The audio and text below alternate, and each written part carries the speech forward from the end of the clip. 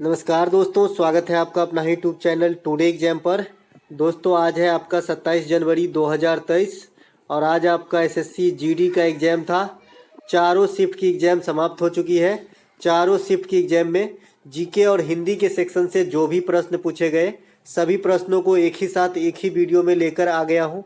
जैसा कि आप जानते हैं मैं एक्स्ट्रा फैक्ट के साथ पढ़ाता हूँ और आने वाले शिफ्ट में आपको यहाँ से जो है क्वेश्चन देखने को मिल जाता है एग्जाम के अंदर। आशा करूंगा कि इस वीडियो से भी जो एक्स्ट्रा फैक्ट मैं रखा हूं अगले शिफ्ट में ही आपको देखने को मिलेगी।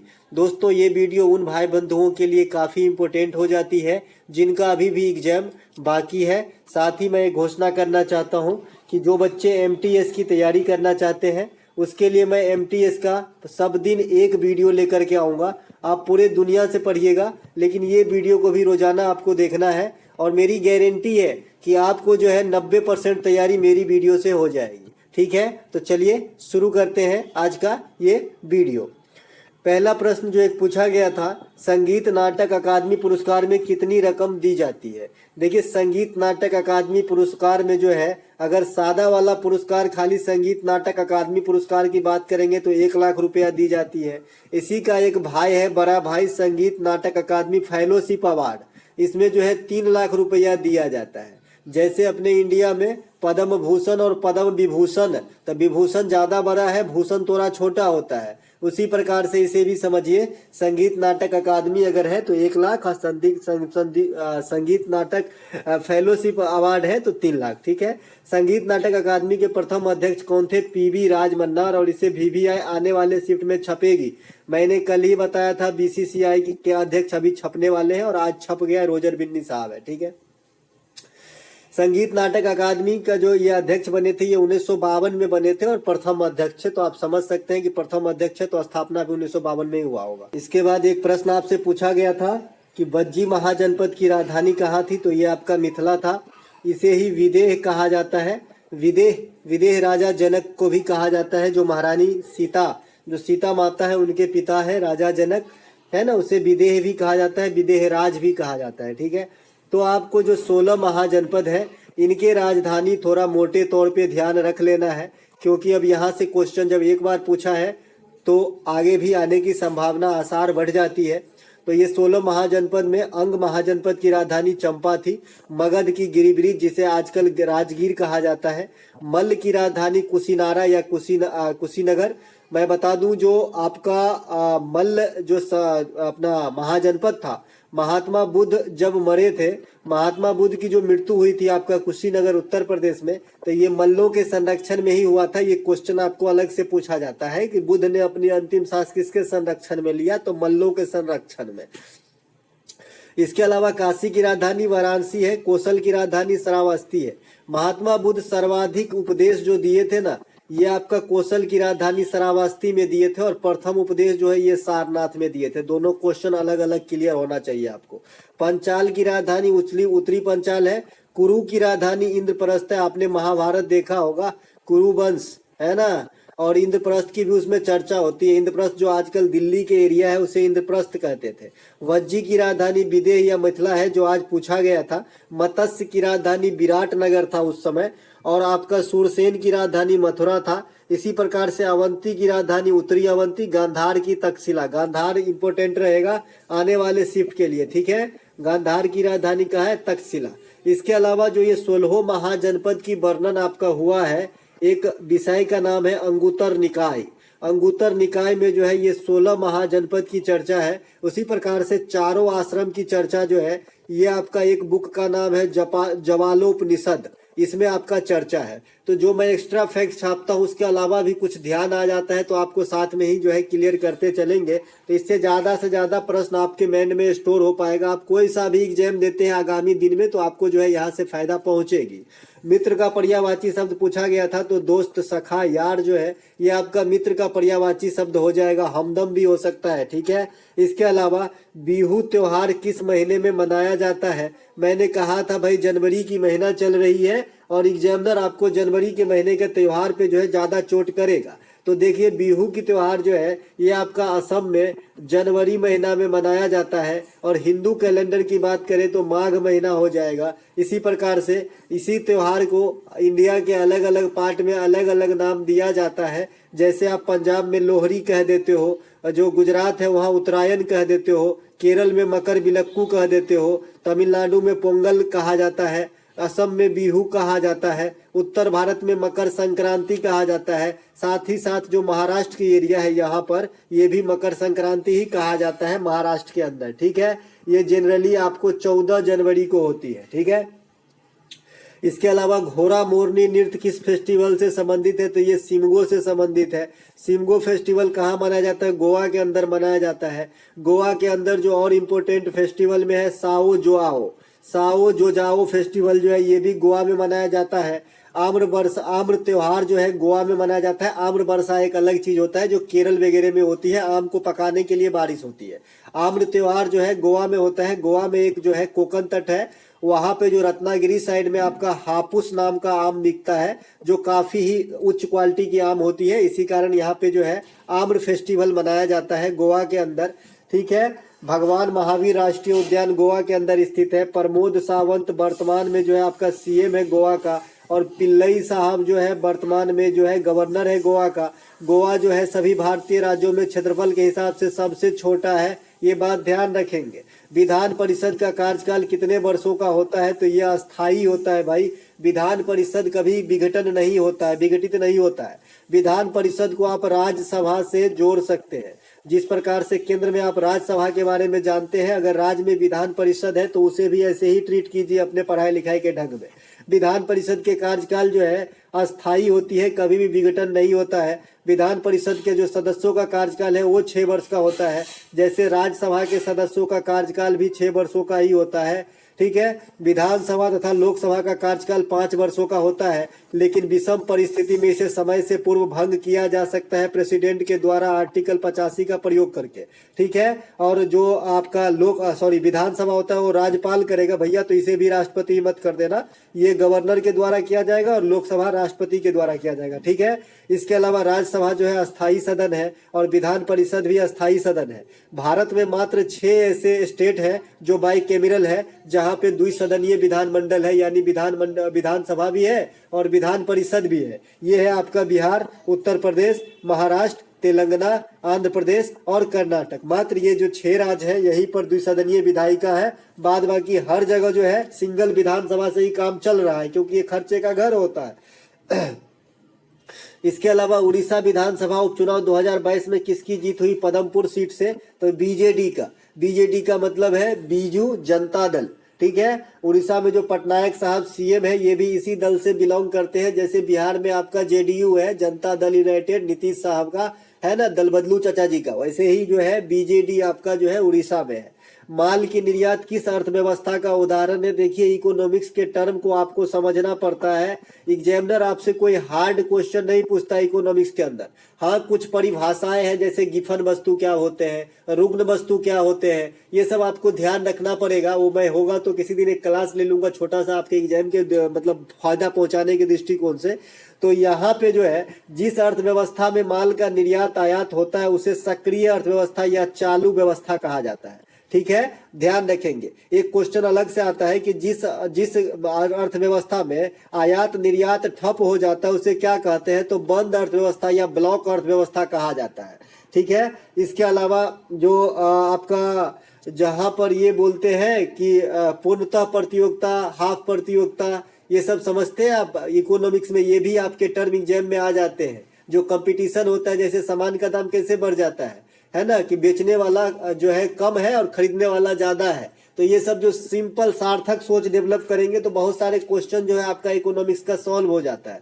जैसे अभी एक प्रच्छन्न बेरोजगारी पूछा गया था, मैं पहले समझाया था भाई कि प्रच्छन्न बेरोजगारी जो है ग्रामीण सेक्टर में होती है। खास करके जिन किसानों के पास कम खेती होती है वो भर दिन अपने खेत में लगा रहेगा, उसको लगता है कि मैं काम कर रहा हूँ, लेकिन वास्तव में वो बेरोजगार है क्योंकि उसके पास कोई दूसरा ऑप्शन नहीं है। ठीक है, उसे प्रच्छन्न बेरोजगारी कहते हैं, जो आपको इसी जो वीडियो में आगे क्वेश्चन मिलेगा। तो बहुत सारे मौखिक रूप से जो बात होते हैं उस पर भी अमल करें, जो चीज नहीं आए उसे नोट करते चले। बहुत सारा साधन है जी पढ़ने का। द वॉल किस खिलाड़ी का उपनाम है? ये आपका राहुल द्रविड़ का जो है द वॉल उपनाम है। और बहुत जो आपका राहुल द्रविड़ है इसे भरोसेमंद भी कहा जाता है इंडियन टीम के अंदर प्यार से, ठीक है। राहुल द्रविड़ को चाइना का दीवार कहा जाता है। आप देखे होंगे ये बहुत कम जो है आपका विकेट से आउट होता है, ये कैच आउट हो सकती है लेकिन विकेट से आउट जो है बहुत कम रेयर केस में होता है। हरियाणा हरिकेन को जो है कपिल देव को हरियाणा हरिकेन कहा जाता है। ढींग एक्सप्रेस आपका हिमा दास को कहा जाता है। रावलपिंडी एक्सप्रेस आपको शोएब अख्तर को कहा जाता है। ब्लैक पर्ल काला मोती जो है आपको पेले को कहा जाता है, ठीक है। इसके बाद खेल जगत की उड़न परी पीटी उषा को कहा जाता है। और गोल्डन बॉय जो है ये आपका नीरज चोपड़ा को कहा जाता है। इसके अलावा जल का पर्यायवाची शब्द क्या है? तो पानी, नीर, पय, बारी, ये सब जल का पर्यायवाची शब्द है, ठीक है। इसके अलावा आपसे जो पूछा गया है कि गरबा नृत्य किस राज्य से संबंधित है? देखिए गरबा नृत्य जो है ये आपका गुजरात से संबंधित है। डांडिया भी गुजरात से संबंधित है। ये आपका डीपी के अवसर पे यानी दुर्गा पूजा के अवसर पे जो है किया जाता है आपका डांडिया नृत्य, ठीक है। तमाशा, रंगोली, लावनी ये सब महाराष्ट्र से संबंधित है। महाराष्ट्र से जो है आपका एक वर्ली पेंटिंग भी है। रंगोली पेंटिंग होती है लेकिन जमीन के ऊपर होती है और अबीर से होता है। गांव घर में जो हम होली में अबीर खेलते हैं, कलर होता है सूखा वाला, उससे बनाया जाता है। चंद्रगुप्त मौर्य, फुगरी भी महाराष्ट्र से संबंधित है, ध्यान रखेंगे। कोली नृत्य महाराष्ट्र से संबंधित है, ये भी ध्यान रखेंगे, कोली नृत्य, ठीक है। कोली बेसिकली एक जो है जाति होती है महाराष्ट्र के अंदर और उन्हीं के द्वारा किया जाता है। चंद्रगुप्त मौर्य का जन्म, हाँ, शिवाजी उत्सव और जो गणपति उत्सव है वो भी ध्यान रखेंगे महाराष्ट्र के लिए, ठीक है। ये बात भी जोड़ लीजिए अपने प्रश्नों में। चंद्रगुप्त मौर्य का जन्म कब हुआ था? 345 ईसा पूर्व होता है। इसके ऊपर सीरियल बन चुका है। चंद्रगुप्त मौर्य जो है मौर्य वंश के संस्थापक है। ये कब किए थे स्थापना? 322 ईसा पूर्व में। और ये किस वंश के बाद आया था? तो नंद वंश के बाद। नंद वंश के कौन सा मूढ़ शासक था जिसे जो है हराने का जो है प्रण लिया था आपका चाणक्य यानी विष्णुगुप्त यानी कौटिल्य यानी चंद्रगुप्त मौर्य के प्रधानमंत्री? तो ये थे आपका धनानंद। अगर नंद वंश के संस्थापक अगर आपसे पूछे तो महापद्म नंद, अंतिम शासक धनानंद। चंद्रगुप्त मौर्य के प्रधानमंत्री यही थे, विष्णुगुप्त, चाणक्य या कौटिल्य कहा जाता है। मौर्य सम्राट अशोक का नाम देवनाम प्रियदर्शी है। और अगले ही शिफ्ट में आपको अशोक से क्वेश्चन देखने को मिल गया था। मैं वहां पे कहा था कि अशोक जो है कलिंग युद्ध के बाद जो है उसके आत्मा में परिवर्तन हो जाता है, क्योंकि बहुत जो है बड़े पैमाने पे जनसंहार, बहुत लोग मरे होते हैं। तो ये देख के उसका दिल दहल जाता है 261 बीसी के बाद। और ये जो है बौद्ध धर्म को अपना लेते हैं। बौद्ध धर्म की दीक्षा जो है वो गुप्त से लेते हैं। अशोक के बारे में जो है और कुछ है तो सांची का स्तूप बनवाए थे। अपने पुत्र महेंद्रा और ये जो संघमित्रा पुत्री को श्रीलंका भेजे थे बौद्ध धर्म के प्रचार के लिए, ठीक है। इसके बाद लेवेंडर महोत्सव का आयोजन कहाँ पर होता है? तो ये आपका जम्मू कश्मीर में होती है। लेवेंडर एक प्रकार का जो आपका है पर्पल कलर का फूल होता है। इसे इत्र वगैरह बनाए जाते हैं। आपने हमारी अधूरी कहानी पिक्चर देखे होंगे, इसमें इसका कुछ सीन है, ठीक है। लेवेंडर एक प्रकार का फूल है। ये जम्मू कश्मीर माने यानी ठंडा प्रदेश में ये फूल जो है आपको पाया जाता है। जम्मू कश्मीर के अन्य त्योहारों में हेमीस त्योहार है। पुष्कर महोत्सव आपका जम्मू कश्मीर में मनाया जाता है, लेकिन पुष्कर मेला कहेगा तो ये आपका अजमेर राजस्थान के अंदर होगा। ये एनिशिएंट जी के है। और पुष्कर महोत्सव आपको करेंट सेक्शन से पूछेगा। कंचौथ फेस्टिवल जो है ये आपका जम्मू कश्मीर में मनाया जाता है। कंचौथ फेस्टिवल करवा चौथ टाइप का होता है, जम्मू कश्मीर का करवा चौथ कह सकते हैं। एक मुहावरा आया था छक्के छुड़ा देना, मुहावरा का सही अर्थ क्या है? तो बुरी तरीके से हरा देना, परास्त कर देना, धूल चटा देना, है ना, मटिया मेल कर देना, ये सब जो है आपका परास्त का ये मतलब कि धूल चटा देने का सही अर्थ है। जालियांवाला बाग हत्याकांड कब हुआ था? ये चतुर्थ शिफ्ट में पूछा गया था, क्वेश्चन बाद में प्राप्त हुए, ये वाला मैं इंक्लूड नहीं कर पाया। 13 अप्रैल 1919 को हुई थी। उस समय मॉन्टेग्यू चेम्सफोर्ड था आपका, कौन? चेम्सफोर्ड था आपका वायसराय, ठीक है। और ये जो किसके विरुद्ध में हुआ था? तो एक रॉलेट एक्ट आया था जी। इसे बिना अपील बिना दलील का कानून कहा गया था। और इसी के जो विरोध कर रहे थे तो कुछ जो फेमस कैरेक्टर थे जैसे सैफुद्दीन किचलू वगैरह, इनको अरेस्ट कर लिया था आपका कौन? अंग्रेज, ठीक है। तो इसी पे विचार विमर्श करने के लिए बहुत सारे जो नेतागण है और आम आदमी है यहाँ पे इकट्ठा हुए थे आपका जालियांवाला बाग में। जालियांवाला बाग में एक ही रास्ता है इंटर करने का और निकलने का, ये आपका अमृतसर में है। तभी डायर को जो कंस था इसे पता चल गया कि सब बैठे हैं और इस निहत्थों पे गोली चलवा दिया। इनमें बहुत सारे आदमी मरे गए थे। इतिहास में इसे काला दिन के नाम से जाना जाता है। ठीक है, इसके बाद हंटर कमीशन की गठन होती है इसके जांच उच के लिए, होना तो कुछ है नहीं, झूठ मूठ का। ठीक है, पार्थ का पर्यायवाची शब्द पूछा गया था, अर्जुन, धनंजय, साव्य, साची, इसके बाद बिरंडला, ये सब आपका जो है अर्जुन का जो है यानी पार्थ का जो है समानार्थी शब्द है। स्वर्ण सिंह समिति की अनुशंसा पर संविधान में क्या जोड़ा गया था? देखिए, स्वर्ण सिंह समिति की अनुशंसा पे संविधान में मौलिक कर्तव्य को जोड़ा गया था। कब जोड़ा गया था? 42वां संविधान संशोधन 1976 के द्वारा। उस समय 10 मौलिक कर्तव्य जोड़े गए थे, लेकिन वर्तमान में 11 मौलिक कर्तव्य है। और 11वां जो मौलिक कर्तव्य है, 6 से 14 वर्ष तक को बच्चों के लिए निःशुल्क शिक्षा का व्यवस्था कराना माता पिता का कर्तव्य होगा। ये आपका जो है 11वां मौलिक कर्तव्य है। और 6 से 14 वर्ष तक के बच्चों को निःशुल्क शिक्षा प्राप्त करना या लेना मौलिक अधिकार है। ये मौलिक अधिकार वाला जो है आर्टिकल 21 के ए में है, और जो मौलिक कर्तव्य है ये आर्टिकल 51 के ए में है। दोनों बात अच्छे से ध्यान रखेंगे। मौलिक कर्तव्य आपके रूस के संविधान से प्रेरित है, जबकि मौलिक अधिकार आपके यूएसए के संविधान से प्रेरित है। मौलिक कर्तव्य आपका जो है भाग 4 के ए में रखा गया है, और मौलिक अधिकार जो है आपके भाग 3 में रखा गया है। देखिए दोस्तों, आर्टिकल पे मैंने एक बहुत ही प्यारा वीडियो आप लोगों के लिए बनाया है, जिसमें 91 मोस्ट इम्पोर्टेंट आर्टिकल को रख के बनाया है। आप अपने जो भी एग्जाम आप देते हैं, रेलवे, एसएससी, चाहे कोई भी स्टेट वगैरह का, इससे बाहर अगर आर्टिकल आ जाए ना, तो मेरा चैनल और मैं अगर रह गया जिंदा तो मैं भी रहूंगा। मेरे से पूछ लीजिएगा कि दूसरा आर्टिकल आया था। मैंने इतना मंथन करके बनाया है, आप लोग देख लीजिएगा। सिर्फ जीडी ही नहीं, आपको जो है लॉन्ग टाइम फायदा देगा, तो देख लीजिएगा जरूर। हो सके तो डाउनलोड कर लीजिएगा। ठीक है, मुझे व्यू नहीं चाहिए आपसे, बस आपकी भला हो। इसके बाद बलवंत मेहता समिति किससे संबंधित है? त्रिस्तरीय पंचायती राज से संबंधित है आपका बलवंत राय मेहता समिति। लगे हाथ जो पंचायत से संबंधित है आपका अशोक मेहता समिति हो जाएगा। अशोक मेहता समिति, थोड़ा फास्ट चलते हैं। अशोक मेहता समिति, सादिक अली समिति, ये सब जो है आपका पंचायत से संबंधित है। पंचायत की शुरुआत आपका इंडिया में 1959 में राजस्थान के नागौर से हुआ था। इसके बाद पंचायत जो है आपका मिनिमम उम्र जो रखा है ये आपका 21 वर्ष रखा है। मेरा गला खराब है थोड़ा। 21 वर्ष जो है पंचायत का सदस्य बनने के लिए आपकी उम्र होना चाहिए। पंचायतों का कार्यकाल 5 ईयर का होता है। पंचायत का चुनाव जो है ये आपका राज्य चुनाव आयोग करवाता है, ये बात भी ध्यान रखेंगे। इसके अलावा जो आपका है 9वीं भाग और 11वीं अनुसूची, ये आपका पंचायत से संबंधित है। अगर आपसे कोई पूछ ले 11वीं अनुसूची में कितने विषय रखे गए हैं, तो 29 विषय रखे गए हैं। इसके अलावा आर्टिकल 40, आर्टिकल 243 के A to I, ये सभी किसी न किसी रूप में पंचायत से संबंधित है। तो ये सभी बातों को आपको पंचायत से संबंधित ध्यान रखना है। ठीक है, इसके अलावा 2015 ईस्वी का राष्ट्रीय खेल कहाँ हुआ था? ये आपका केरल में हुआ था। 2015 का राष्ट्रीय खेल कहाँ हुआ था? केरल में हुआ था। केरल के कहाँ पर हुआ था? तिरुवनंतपुरम में जो है आपका केरल में हुआ था 2015 का राष्ट्रीय खेल। 2015 के बाद राष्ट्रीय खेल को जो है लगभग बंद किया गया था, हुआ नहीं। इसके बाद डायरेक्ट 2022 में जो है राष्ट्रीय खेल कहाँ पे हुआ? गुजरात में। इसमें कितने खेल भाग लिए थे? 36 खेल भाग लिए थे। 36वां राष्ट्रीय खेल भी था, और 36 खेल को भी शामिल किया गया था। इसके अलावा एशियन गेम्स की शुरुआत कब होती है? 1951 नई दिल्ली से। इसके बाद 2022 में सबसे अधिक गोल्ड कौन जीता है? जो आपका 36वां राष्ट्रीय खेल हुआ, इसमें सर्विसेज जीता है। इसके बाद ओवरऑल जो पदक है सबसे अधिक कौन जीता है? तो महाराष्ट्र जीता है, लेकिन गोल्ड के बाद में सर्विसेज है। ठीक है, 2022 राष्ट्रीय खेल का शुभंकर क्या रखा गया था? सावज रखा गया था। सावज का मतलब होता है शेर का बच्चा गुजराती भाषा में। ठीक है, एक प्रश्न आपसे पूछा गया था, C2H5OH किसका रासायनिक सूत्र है? देखिए, एथेनॉल कहते हैं, इसे क्या कहते हैं? एथेनॉल कहते हैं। ठीक है, एल्केन का समान सूत्र आपसे अगर पूछ दे CnH2n+2 होगा। एल्कीन का पूछ दे तो CnH2n। ठीक है, एल्काइन का पूछ दे तो CnH2n-2 होता है। ठीक है, ये तीनों ध्यान रखेंगे। इसके अलावा बेकिंग सोडा का पूछ दे NaHCO3, जो आपका धोने वाला सोडा होता है Na2CO3। इसके बाद कास्टिक सोडा होता है NaOH। इसके बाद ब्लीचिंग पाउडर होता है CaOCl2।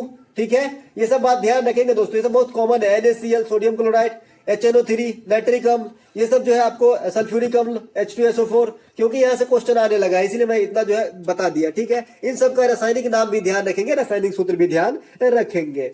यहाँ पे एक प्रश्न पूछा गया था आपका कि 2 रेलवे लाइन के बीच की दूरी कितनी हो? देखिए, रेलवे लाइन जो है इंडिया ही नहीं पूरे विश्व में इस समय जो है ज्यादातर प्रचलन में आपका ब्रॉड गेज है, क्योंकि ब्रॉड गेज पे जो है स्पीड मेंटेन करता है, मतलब स्पीड जो है काफी रहती है। ठीक है, इसकी पकड़ ज्यादा होती है, मजबूती ज्यादा होती है ब्रॉड गेज की। ठीक है, आपको मैं रेलवे से जुड़ा हुआ हूं तो और भी कुछ बता देता हूं। रेलवे में जो रेल होती है आपकी कई केजी की होती है, एक दो स्टैंडर्ड है 52 केजी की और 60 केजी की। 52 केजी और 60 केजी कहने का मतलब है कि 1 मीटर का टुकड़ा जो है आपका एक तो 52 केजी का होगा, एक 60 केजी का होगा। तो 60 केजी वाला जो है आपका ब्रॉड गेज में यूज होता है, 52 केजी वाला आपको नैरो गेज या फिर मीटर गेज में चलता है। ठीक है, तो यहाँ पे 1.67 मीटर जो है आपका रेलवे के बीच की दूरी ब्रॉड गेज में होती है, मीटर गेज में 1 मीटर होती है और नैरो गेज में 0.67 मीटर होती है। नैरो गेज इंडिया में लगभग समाप्त है, लेकिन महाराष्ट्र के एक माथेरन करके जगह है, मैं गया हूं वहां पे घूमने। माथेरन जगह है, ये आपका जो है हिल स्टेशन है,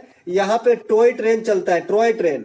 ठीक है, तो ये जो है आपका ब्रॉड गेज में चलती है, 3-4 डब्बे की ट्रेन होती है, बड़ा मजा आता है। कभी मौका मिले तो घूमने जरूर आना माथेरन महाराष्ट्र। ठीक है, इसके अलावा बीसीसीआई का नया अध्यक्ष कौन है, तो ये आपका रोजर बिन्नी है। अगर इस पोस्ट के हिसाब से बात करें तो 40वां पोस्ट ये जो है क्रमांक जो है 40वां पोस्ट क्रमांक है। इससे पहले जो है 39वें पोस्ट पे जो थे आपका सौरव गांगुली साहब का स्थान लिए हैं। ठीक है, इसके अलावा बीसीसीआई की स्थापना की बात करेंगे तो 1928 में होती है, भारतीय क्रिकेट कंट्रोल बोर्ड की, और बीसीसीआई के प्रथम अध्यक्ष आर ग्रांट गोवन थे। इसी के लगे हाथ आईसीसी का अध्यक्ष आप याद रखेंगे ग्रेग बर्कले है। कौन है? ग्रेग बर्कले, न्यूजीलैंड के रहने वाले हैं। इसके कार्यकाल में बढ़ोतरी करके जो है अभी भी इसे ही रखा गया है आईसीसी के अध्यक्ष के रूप में। आईसीसी का मुख्यालय अगर कोई पूछता है तो आपका दुबई है। दुबई कहाँ पे है? यूएई में है। और यूएई के मुद्रा मैं बता दूं भैया, क्योंकि एक बच्चे गलत करके मुझे कमेंट किया था, ये दिरहम होता है यूएई की मुद्रा।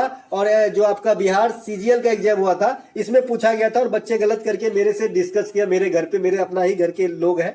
अनुच्छेद 144 का संबंध किससे है? सॉरी 148 का, तो नियंत्रक एवं महालेखा परीक्षक से है। वर्तमान में नियंत्रक एवं महालेखा परीक्षक कौन है? गिरीश चंद्र मुर्मू है। ये आपका देश के 14वें नियंत्रक एवं महालेखा परीक्षक होते हैं। इसके अलावा आर्टिकल 153 का संबंध किससे है कि भारत में एक राज्यपाल होगा। कैसे याद रखेंगे? 52 राष्ट्रपति। तो केंद्र में जो जैसा राष्ट्रपति को आप देखते हैं वैसे ही राज्य में गवर्नर को देखते हैं, यानी राज्यपाल को देखते हैं। तो इसमें 101 रुपया चंदा दे दीजिए और जोड़ दीजिए तो 153 हो जाएगा, तो ये राज्यपाल का हो जाएगा। ठीक है, इसके अलावा 143 जो है ये आपका भारत में जो राष्ट्रपति को सर्वोच्च न्यायालय का परामर्श प्राप्त होता है, ये आपका आर्टिकल 143 से होता है। 2022 के राष्ट्रीय खेल के में कितने खेल शामिल थे, ये अलग शिफ्ट में पूछा गया, तो 36 राष्ट्रीय खेल शामिल थे, जो अभी अभी बात कर ही लिया। चलते हैं आगे। इसके बाद 1936 में आयोजित बर्लिन ओलंपिक में हॉकी टीम के कप्तान कौन थे? तो मेजर ध्यानचंद थे हॉकी टीम के कप्तान, जो आपका 1936 बर्लिन जर्मनी के अंदर हुआ था। वहीं पर हिटलर से मिले थे आपका कौन? हिटलर तो उस समय मर गए थे, उसके पहले भी हिटलर से मिल चुके थे आपका कौन? मेजर ध्यानचंद। ठीक है, और मेजर ध्यानचंद का जो है आपका जो बूट वगैरह चेक किया था कि कहीं इसमें स्प्रिंग वगैरह तो नहीं लगा है, और फिदा हो गया था हिटलर इस पे तो नहीं, इससे पहले वाले में मिले होंगे, लेकिन मिले थे जरूर। ठीक है, मेजर ध्यानचंद को हॉकी का जादूगर कहा जाता है। मेजर ध्यानचंद के जन्मदिन पे ही 29 अगस्त को राष्ट्रीय खेल दिवस मनाते हैं। विश्व खेल दिवस एक अलग होता है, यह आपको 6 अप्रैल को मनाया जाता है। वर्ष 2022 के लिए मेजर ध्यानचंद पुरस्कार शरद कमल जो टेबल टेनिस खेलते हैं उन्हें दिया गया है, एकमात्र खिलाड़ी को मिला है। इंपोर्टेंट है आने वाले एग्जाम्स के लिए। ठीक है, शरद कमल जो है टेबल टेनिस खेलते हैं भैया। 2020 हॉकी जो टोक्यो ओलंपिक हुए थे वहां पे 7 पदक प्राप्त किए, 1+2+4 में। ठीक है, 1 गोल्ड, 2 रजत और 4 ब्रॉन्ज प्राप्त किए थे। भारत जो है सर्वाधिक गोल्ड अब तक ओलंपिक के अंदर 8 गोल्ड जो है हॉकी में प्राप्त किए हैं। टोटल 10 से गोल्डे हैं, जिसमें 8 गो हॉकी में प्राप्त किया है। एगो अभिनव बिंद्रा साहब 2008 में, एगो जो है 2020 वाला टोक्यो ओलंपिक यानी 2021 में आपका नीरज चोपड़ा जीता है। ठीक है, क्योंकि 2021 में हुआ था गेम। ठीक है भैया, इसके वाला 2024 का ओलंपिक पेरिस में होगा, ध्यान रखेंगे। व्यक्तिगत रूप से प्रथम पदक पूछेगा तो अभिनव बिंद्रा, और जो व्यक्तिगत रूप से कोई लेडी प्रथम पदक, कोई भी पदक, तो ये कर्नव मल्लेश्वरी, ये कांस्य पदक जीती थी। ठीक है, इसके अलावा उपाधियों का अंत किस आर्टिकल में है? सब दिन पूछ रहा है भैया, क्या हो गया एग्जामिनर को। उपाधियों का अंत जो है अनुच्छेद 18 में है भैया। 19 में प्रेस की स्वतंत्रता, 17 में छुआछूत का अंत, 16 में लोक नियोजन के मामले में अफसरों की समानता, 14 में समता का अधिकार, 21 में प्राण एवं दैहिक स्वतंत्रता का अधिकार, इसे निजता का अधिकार भी कहते हैं। 25 से 28 तक लेकर जो है आपका धार्मिक स्वतंत्रता का अधिकार है। आर्टिकल 32 में संविधानिक उपचारों का अधिकार है। इसे संविधान का आत्मा कहा था, कौन कहा था? मुझे आप लोग कमेंट करके बताएंगे, छापेंगे, देखेंगे। हम भी देखना चाहते हैं कि आप लोग कितना ध्यान रख पाते हैं। प्रधानमंत्री नरेंद्र मोदी ने दक्षिण भारत में पहला वंदे भारत एक्सप्रेस कहाँ चलाया? तो बेंगलुरु से मैसूर को चलाया था। वंदे भारत एक्सप्रेस को ट्रेन 18 भी कहा जाता है, बिना इंजन वाला भी ट्रेन कहा जाता है। ठीक है, और ये अपने तरीके का सबसे फास्ट ट्रेन है इंडिया का। ठीक है, लेकिन दुर्भाग्य इंडिया में कुछ भी नया आता है ना तो उसके साथ लोग पहले कचरा करने को सोचते हैं। और वंदे भारत एक्सप्रेस को जो है बहुत बुरा लगा जब आगे का कांच जो है कुछ लोगों ने तोड़ के, जो है फोटो मैं देखा था, है ना, मीडिया पे कहीं पे जो है वंदे भारत एक्सप्रेस को जो है ऐसे मतलब घायल कर दिया था, ठीक है, तोड़ फोड़ दिया था लोग। तो ये बहुत बुरी बात है, इंडिया के जो है जनताओं में ऐसा नहीं होना चाहिए। देश की संपत्ति सबकी संपत्ति है, इसे जो है संभाल के रखना चाहिए, है ना। अरब सागर में कौन सी नदियां गिरती है पूछा गया था, तो नर्मदा, ताप्ती, ये सब अरब सागर में गिरने वाली नदियां हैं। अरब सागर, इसके साथ अरब सागर पूछा गया है, तो अब बंगाल की खाड़ी में गिरने वाली नदी के बारे में थोड़ा सा मेरे से मसाला ले लें, क्योंकि आने वाले शिफ्ट में अब बंगाल की खाड़ी में गिरने वाली नदियां मिलने ही वाला है आपको। तो ये जो है आपका, इसे याद कैसे रखेंगे क्रम के अनुसार, जैसे मैं याद रख पाया हूं 5 नदियों को, ये वाला ट्रिक से। देखिए अटपटा लग रहा है, मुझे अटपटा से क्या करना है भाई, मुझे नौकरी लेनी है। समगोक्का, इससे मैं स्वर्ण रेखा, महानदी, गोदावरी, कृष्णा, कावेरी, इसके अलावा गंगा, ये सभी आपका जो है बंगाल की खाड़ी में गिरने वाली नदियों में से है। समगोक्का, स्वर्ण रेखा, महानदी, गोदावरी, कृष्णा, कावेरी, ठीक है, ऐसे याद रखेंगे, ये सब बंगाल की खाड़ी में गिरती है। ई कॉमर्स से क्या तात्पर्य है, तो इंटरनेट के माध्यम से व्यापार। ई जहां भी लग जाए किसी चीज के पीछे में तो समझ जाइए इसका मतलब इलेक्ट्रॉनिक होता है। जैसे अभी आरबीआई आपका जो है इलेक्ट्रॉनिक ई रूपी जो है लॉन्च करने ही वाला है, इसका ट्रायल चलाया जा रहा है, बाद में इसे लॉन्च करेगा। तो ई रूपी के मतलब इलेक्ट्रॉनिक रुपए, ठीक है। अवशिष्ट पदार्थ कहां से निकलती है, इसे क्लियर नहीं हो पाया था, ऑप्शन क्या था, ये बायोलॉजी में पूछ रहा था या फिर किसी और में पूछ रहा था, ये देखना पड़ेगा। अगर बायोलॉजी में पूछेगा तो कोशिका वगैरह को रिलेट करके पूछ रहा होगा, तो देखना पड़ेगा क्वेश्चन क्या था, ठीक है। इसके अलावा हड़प्पा सभ्यता किस दिशा में फले फूले, तो दक्षिण पूर्व दिशा में फले फूले थे। हड़प्पा सभ्यता की सबसे बड़ा स्थल मोहनजोदारो कहां पर है, पाकिस्तान के अंदर है, इसे मृतकों का टीला कहा जाता है। इसके अलावा सबसे बड़ा साइट जो भारत में ही आपका राखी गढ़ी है, ये आपका हरियाणा में है, ठीक है। इसके अलावा अनुराग शब्द का विलोम पूछा गया था, तो अनुराग का जो है उल्टा जो है विराग होता है। इसके अलावा उत्कर्ष का विलोम पूछा गया था, तो अपकर्ष होता है। कमल का पर्यायवाची पूछा गया था, तो जलज, पंकज, नीरज होता है। इसके अलावा सूरज का पर्यायवाची रवि, भास्कर, दीनानाथ, दिवाकर, ये सब जो है सूरज का पर्यायवाची होता है। इसके अलावा जनगणना 2011 के अनुसार एक प्रश्न आया था, एक बच्चा ने कमेंट करके पूछा है कि सबसे कम जनसंख्या किस राज्य की है, लेकिन मैं सब कुछ बता दिया था, वहां पर भी आपसे क्वेश्चन नहीं छूटेगा जी। तो ये आपका जो है सबसे कम जनसंख्या सिक्किम की है, सबसे अधिक जनसंख्या उत्तर प्रदेश की है, सबसे अधिक शहरी जनसंख्या महाराष्ट्र की है। इसके बाद सबसे अधिक जो आपका ये है साक्षरता केरल की है, सबसे अधिक लिंगानुपात केरल की है, सबसे कम शिशु मृत्यु दर केरल की है, सबसे कम लिंगानुपात हरियाणा की है, सबसे कम वन हरियाणा में है, सबसे अधिक वन मध्य प्रदेश में है, सबसे अधिक जनसंख्या घनत्व बिहार का है, सबसे कम जनसंख्या घनत्व अरुणाचल प्रदेश का है, सबसे कम दशकीय जनसंख्या वृद्धि नागालैंड का रहा, निगेटिव में रहा, ठीक है, -0.6% घट गया। दशकीय वृद्धि 17.64 रहा, टोटल लिटरेसी 74.04 रहा। इसके बाद और कुछ बता सकते हैं, केंद्र शासित प्रदेश में सबसे अधिक घनत्व दिल्ली का है, सबसे कम घनत्व अंडमान निकोबार का है, केंद्र शासित प्रदेश में सबसे अधिक साक्षर लक्षद्वीप है। कितना इतना अगर हो गया ना मेरे दोस्तों, जैसे मैं फ्लो में बोल पा रहा हूँ, अगर आप बोल लिए ना तो फिर खत्म है जी। एग्जाम क्या एकदम, ये तो छोटा एग्जाम है, आप बड़े बड़े सीजीएल क्रैक कर सकते हो। लुग नुगाई महोत्सव किस राज्य से संबंधित है, तो मणिपुर से। लुंगी नुहाई महोत्सव जो है मणिपुर में जो फसल की बुआई होती है उस समय का ये जो है महोत्सव है, ठीक है। इसके अलावा जो नौखाई त्योहार होती है इसी प्रकार से लग रहा है, तो ये आपका ओडिशा के अंदर फसल की कटाई के समय होती है, दोनों बात ध्यान रखेंगे। इसके अलावा कचाई लेवन फेस्टिवल भी आपका मणिपुर से ही संबंधित है। इसके अलावा गुप्त वंश के संस्थापक कौन थे आपसे पूछा गया था, तो गुप्त वंश के संस्थापक जो है ये आपका चंद्रगुप्त मौर्य है। चंद्रमा का पर्यायवाची शब्द आपसे पूछा गया था, तो चंद्रमा का पर्यायवाची शब्द जो है हिमांशु हो जाएगा, शशि हो जाएगा। ब्रह्मा का पर्यायवाची शब्द पूछा गया था, प्रजापति, निर्माता, धाता, अज, विधि, ये सब भगवान ब्रह्मा का ही नाम है। इसके अलावा 1976 में कौन सी समिति के अनुशंसा पे मौलिक कर्तव्य जोड़ा गया, 2 बार पूछा गया आज, ये स्वर्ण सिंह समिति के अनुशंसा पे जोड़ा गया। इसके अलावा ये 42वां संविधान संशोधन वगैरह बता ही दिए, 1976 में होता है, इसे लघु संविधान भी कहा जाता है। शिक्षा को इसी संविधान संशोधन द्वारा समवर्ती सूची में लाया गया था, ठीक है। इसके अलावा जो है वर्तमान में मौलिक कर्तव्य 11 है, कहाँ रखा गया, आर्टिकल 51 के क में रखा गया। जब जोड़ा गया था तो कितना था, 10 था। प्रच्छन्न बेरोजगारी से क्या समझते हैं, तो प्रच्छन्न बेरोजगारी से अभी मैं मौखिक रूप से बात कर लिया था, ये ग्रामीण क्षेत्रों में खास करके कृषि सेक्टर में होता है कि आदमी को लगता है मैं काम तो कर रहा हूं, मेरे पास रोजगार है, लेकिन वास्तव में वो बेरोजगार होता है, क्योंकि उसके पास जितना क्षमता होता है उतना काम नहीं कर पाता है वो, ठीक है, और उसके पास फिर दूसरा कोई रास्ता भी नहीं रहता है। तो उसी में लगे रहते हैं बेचारे, है ना।